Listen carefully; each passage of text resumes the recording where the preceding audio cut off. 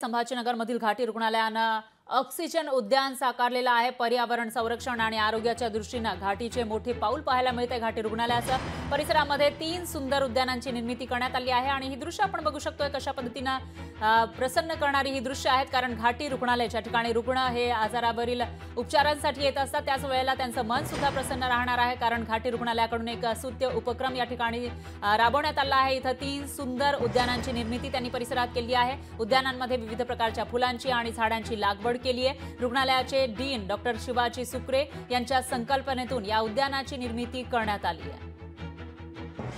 स्वच्छता नाही, परिसर घाण आहे आणि त्यामुळं अनेक प्रकारच्या याला काय म्हणतात आपण त्रुटीला सामोरं जावं लागायचं। परंतु आता आपण प्रशासनाने या सर्व बाबीकडे लक्ष देण्याचा प्रयत्न केलेला आहे। साधारणतः 12 लाख रुपये खर्च करून आपण ही 3 ऑक्सिजन उद्यानं जे आहेत निर्मिती करत आहोत आणि त्यामधून निश्चितच हे सर्व कर्मचारी डॉक्टर यांचं आरोग्य चांगलं होण्यासाठी मदत होणार आहे।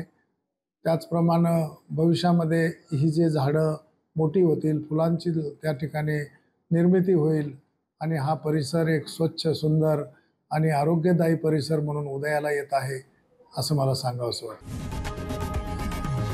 लोकशाही मराठी ऐका, पहा, जागरूक रहा।